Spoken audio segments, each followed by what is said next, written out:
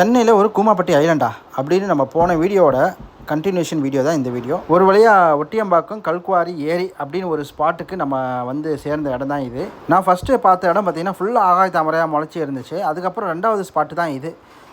எதிரில் கொஞ்சம் தண்ணி இருந்தாலும் அங்கேயும் ஆகாய தாமரை நிறைய இருந்துச்சு. ஆனால் அதுக்கு எதிர் தாமரையும் குப்பை மேடுங்களமாக இருந்துச்சு. நமக்கு எதுக்கு வீண் அரசியல் கோபின்ற மாதிரி நம்ம எதுக்கு போனோமோ அந்த வேலையை பார்ப்போம்னு சொல்லிட்டு அந்த மலை குவாரியோட கடைசி ஸ்பாட்டு தான் இந்த இடம்.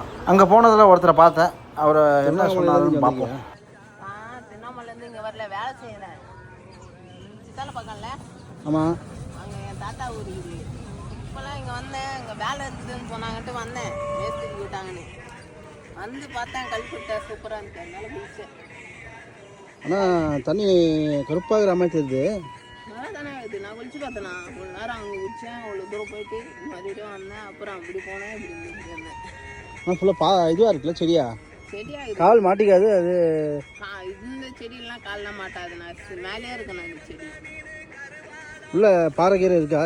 குதிச்சா ஹோட்டல் தான். இந்த இங்கே இந்த கவர் இருக்குதுல்ல, ஆமாம், இதுக்கு நேராக தான் பாறை இருக்குது. அதுக்கான பாறை கிடையாது.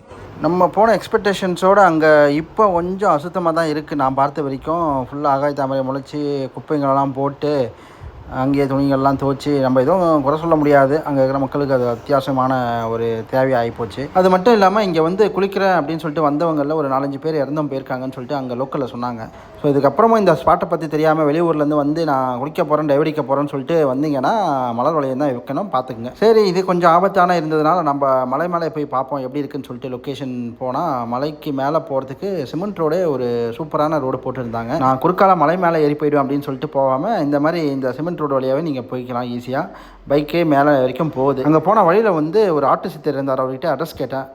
ஐயா, மேலே எப்படி தானே போனோம், இன்னும் அசையாமல் இருக்கீங்க, வழி சொல்லுங்கள், போ அந்த பட்டர்ஃப்ளை பின்னாடியே போ அப்படின்னு சொன்னார். அந்த பட்டர்ஃப்ளை முன்னாடி போச்சு. சரி, அதை ஃபாலோ பண்ணிகிட்டே போனேன். பார்த்தா வழி அழகாக மேலே வரைக்கும் போச்சு. ரொம்ப பெரிய மலைலாம் இல்லை, இது ஒரு சின்ன மலை தான். ஆல்ரெடி பாதி மலை காணோம். அதை வந்து நம்ம எதுக்கு நம்மளுக்கு அரசியல், சரி நம்ம வந்து வேலையை பார்ப்போம். அந்த பட்டர்ஃப்ளை எனக்கு வழியை சொல்லிட்டு அது பாட்டுன்னு கிளம்பி போயிடுச்சு. இது ஒரு குட்டி மலை தான், ஆனால் இங்கேருந்து பார்க்குறதுக்கு வியூ நல்லாவே இருந்துச்சு.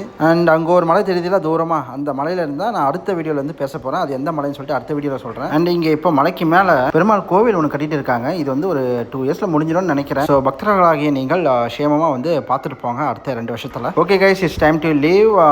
இதே மாதிரி நம்ம அடுத்தடுத்த ஸ்பாட்ஸு சென்னையிலையோ இல்லை சென்னைக்கு மிக மிக அருகிலேயோ நம்ம அடுத்தடுத்த வீடியோவில் பார்க்க போகிறோம். ஒரு செகண்ட், இந்த மலை ஞாபகம் இருக்கா? நம்ம சித்தாலா பக்கத்தில் சிவன் மேலே டெம்பிள் போயிட்டு நம்ம பார்த்தோமே, அந்த மலை தான் இது. ஸோ இப்படி நம்ம ஒவ்வொரு ஸ்பாட்டுக்குமே ஒவ்வொரு இன்டர்லிங்க் இருக்குது. அடுத்ததாக இன்னொரு மலையோ இல்லைனா காட்லேயோ இருந்து சந்திப்போம். Taking care, signing off Sasikumar பரந்தமன்.